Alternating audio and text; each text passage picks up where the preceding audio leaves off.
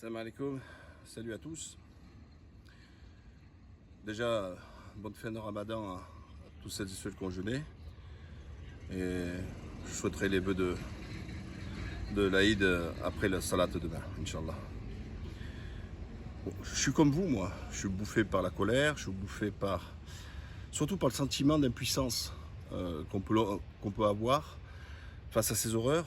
Encore des femmes et des enfants morts de façon innocente, la joie du côté israélien en disant on va continuer, c'est comme ça, etc. Comme si matière humaine, le silence du monde, la complicité de Biden, chacun y voyait, disait que c'était mieux que Trump et je vous disais que c'était exactement la même chose. Donc déjà bien fait pour votre gueule, à ceux qui ont cru soi-disant, c'est comme Obama. Hein. Obama, tout le monde a cru beaucoup de choses et il a strictement rien fait, si ce n'est faire des cadeaux à coût de plus de 20 milliards à Israël avant de partir. Merci. Faut pas compter les Européens, parce que la seule chose qu'ils savent dire, c'est toujours pareil, il faut deux pays côte à côte, mais ils sont capables de sanctionner la Russie quand elle envahit la Crimée, quand elle soutient à Donetsk, ou alors à l'époque de l'Ossétie. Donc ils savent faire des sanctions. L'ONU qui fait des condamnations, mais sans sanctions. Et actuellement, beaucoup de résolutions qui sont faites, mais bloquées par les Américains, parce que c'est un système de l'unanimité. Voilà, le système encore à réformer des Nations Unies. Je vous rappelle qu'on a détruit l'Irak parce qu'il avait envahi le Koweït. On a détruit la Libye, soi-disant, pour la démocratie, etc. Et naturellement, la Ligue, le Likoud arabe, bien silencieux, ont remis quelques pays, on le voit, la Tunisie, l'Algérie, tout ça, qui se mobilisent, mais tous les pays comme l'Arabie Saoudite, les Émiratis qui en même temps que les autres ils bombardent, disent non, Israël c'est super, c'est génial, c'est beau, c'est magnifique. Désolé, je ferai des doigts. Qu'Allah vous brise les reins à tous ces lâches. Qu'Allah vous brise les reins à tous ces gens qui collaborent avec les ennemis et qui ont aucune aucune considération de l'être humain. Vous voyez, on dépasse le côté même religieux de la chose. Ce sont des femmes et des hommes. Et encore une fois, je salue, moi, toutes ces femmes, tous ces hommes, dans le monde entier, dans les peuples, qui sont au soutien du peuple palestinien. Et quelle que soit leur croyance ou non-croyance, parce que c'est une histoire de droits humains. Comment des gens qui ne peuvent pas jouir de leur liberté. Je rappelle toujours, en France, De Gaulle, et des Français qui étaient à ses côtés étaient considérés comme des terroristes par les collabos de Vichy sur l'occupation nazie. Et aujourd'hui, on salue leur mémoire, on dit que c'est des résistants. Et là, on en vient au fait du sujet concernant les Palestiniens. Cette vidéo est là pour accuser aussi. C'est-à-dire que hier, pour ceux qui n'ont pas vu la précédente vidéo, vous pouvez aller voir.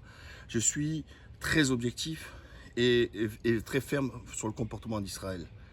Mais on ne peut pas fermer les yeux de dénoncer tous les responsables comme je viens de le faire là, sans voir aussi une partie des responsabilités concernant les Palestiniens. Je ne parle pas des Palestiniens concernant le peuple palestinien. Je vais vous parler de Mahmoud Abbas avec le Fatah. Combien d'années qu'il est président et qu'il n'y a strictement rien? C'est quoi les avancées? Pourtant considéré par ses opposants, notamment israéliens et d'autres, comme quelqu'un de modéré, quelqu'un qui est capable de passer autour de la table pour discuter. Mais il a discuté de quoi? Tout le pognon avec la corruption qui peut exister. On sait que même en France, parmi le Fatah, ils sont en train de bien vivre sur les côtelettes. Combien de dons qui sont détournés? Combien d'argent qui est détourné, qui ne va pas au peuple palestinien? Ça, personne ne veut le dire. Parce qu'on préfère se préoccuper que de l'oppresseur israélien. Mais quand on est juste, et là je parle plutôt aux musulmans, Allah nous demande de combattre l'injustice. Il nous demande d'être juste. Et quand on est juste, on doit tout dire. On doit désigner l'oppresseur et on doit dénoncer on va dire, limite les complices. Concernant le Hamas, qu'est-ce qu'il fait? Parce que là, vous avez vu, même Valls et tous, ils disent oui, Israël doit se défendre des roquettes. Déjà, ce n'est pas des missiles, c'est des roquettes. C'est des, vous voyez, comme ça, j'appelle ça des casseroles. Ça tue rien du tout, ça fait rien du tout. Par contre, ça pousse Israël à venir bombarder. Ils ont détruit un immeuble de plus de 10 étages, je crois, 10 ou 17 étages. Je crois 12 femmes et enfants qui sont morts encore sous ces bombes. Bombardement dit à l'aveugle par Israël. Mais pourquoi? Parce que le Hamas, qu'est-ce qu'il fait? Le Hamas envoie ses casseroles, sachant qu'il va toucher personne, mais qu'il va créer de l'autre côté Israël pour venir bombarder. Au final, c'est qui perd? C'est pas le Hamas, c'est les civils palestiniens. Parce que tous ces roquettes sont vouées à l'échec, on le sait, d'accord? Elles font pchit, c'est des pétards. Meir Habib dirait même que ces pétards qu'ils envoient, c'est ceux que dans des quartiers, ils envoient des feux d'artifice dans les quartiers comme ça, là. Maintenant, c'est des attaques aux feux d'artifice. C'est exactement ça. Ça sert strictement à rien. Voilà. Et donc, le Hamas, pour moi, essaye d'instrumentaliser. L'affaire, au départ, c'est un problème de Jérusalem sur le fait que des colons et l'État israélien poussaient à l'expulsion de Palestiniens à Jérusalem. Savoir qu'il n'y a pas de statut juridique sur Jérusalem-Est. Pourquoi? Pour une simple raison. C'est que c'est considéré par les Nations Unies comme non territoire israélien.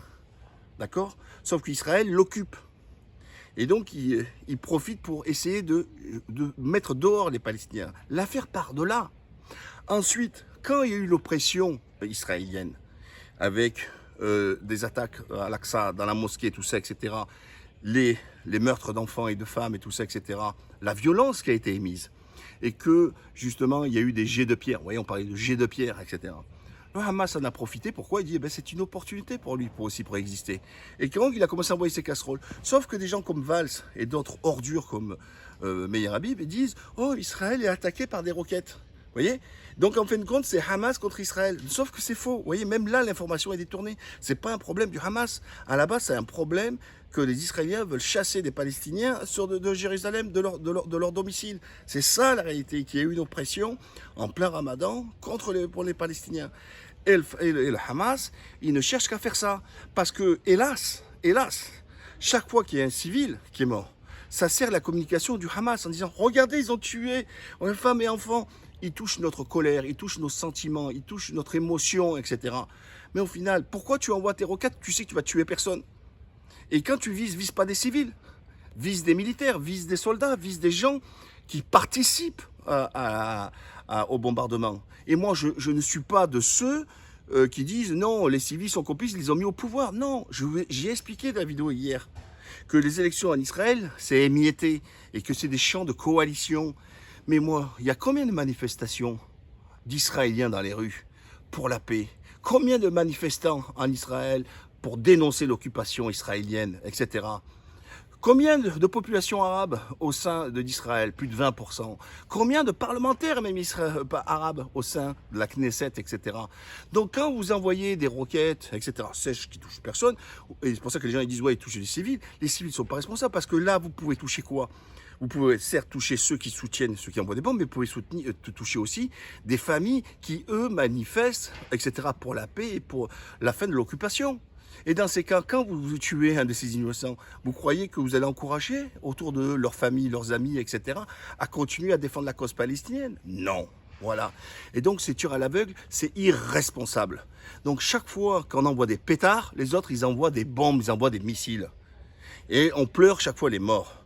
Donc moi, le Hamas, d'un côté, lui aussi bourré de corruption, lui aussi qui le sert. Et enfin, hier, j'expliquais dans la vidéo, les gouvernements qu'il y a chez Netanyahou, tous, c'est un régime parlementaire. C'est des jeux de coalition entre les partis pour pouvoir, c'est un peu comme la 4ème République en France ou l'ancien système en Turquie. Vous voyez. Donc c'est des jeux de partis et composants d'associations. Mais ils sont capables, les Israéliens, de prendre des religieux jusqu'à la gauche, de s'unir ensemble pour créer un gouvernement. Dites-moi, alors qu'ils sont eux oppresseurs et qu'ils sont eux dans leur giron en tranquillité, pourquoi, dites-moi, entre le Hamas et le Fatah, vous pensez que vous avez plus de différences entre vous qu'avec l'ennemi israélien? Pourquoi vous êtes incapables de vous unir? Montrez l'exemple à vous unir. Sauf que comment vous voulez défendre la cause palestinienne quand elle est incapable de parler une seule voix, où les deux parties se tirent dessus entre le Hamas et le Fatah? Parce que leur intérêt personnel est supérieur à l'intérêt général. Et moi, je les invite justement, s'ils pensaient aux Palestiniens, s'ils pensaient au peuple palestinien, eh bien, vous savez quoi? Eh bien, ils se retiraient en disant « Je préfère, même si je pense avoir raison, me retirer pour choisir l'unité, pour permettre à ce peuple palestinien de parler d'une seule voix, à ce peuple palestinien de pouvoir, peut-être dans les échanges, dans le dialogue, de parler et de dire « J'ai une représentativité ». Sauf qu'aujourd'hui, tant en Cisjordanie qu'à Gaza, c'est complètement déchiré. Et les premières victimes de tout ça, ce sont encore le peuple palestinien. Il est temps de parler du dépôt de bilan du Fatah. comme je le disais tout à l'heure, incapable d'avoir négocié quoi que ce soit. Quel est le bilan de Mahmoud Abbas? 0 la tête, double 0 la tête à Toto. Le Hamas avec ses roquettes. Combien de fois? On va vivre ça quoi? Tous les 2 ans, tous les 3 ans? Où on voit Gaza se faire rayer, se faire massacrer, enfermer, bombarder, etc. Plus d'électricité, plus d'hôpitaux, les écoles, etc. détruites. Et quel est le bilan du Hamas avec ses roquettes en carton? Ou vous voulez faire la guerre et soyez fort et vous êtes capable de faire quelque chose, ou alors, au contraire, n'utilisez pas de ça pour permettre à Israël de de gagner la guerre de la communication en jouant les victimes, et de de pouvoir faire des victimes au sein du peuple palestinien. Vous voyez, ce que je vous dis là, c'est vrai que c'est pas tendance, les gens, etc. Mais quand on veut être juste, il faut dire les choses, le bien et le mal, d'un côté ou de l'autre, être capable de faire aussi son autocritique. Et enfin, moi dans cette histoire, je vois des gens qui essaient de chercher des solutions.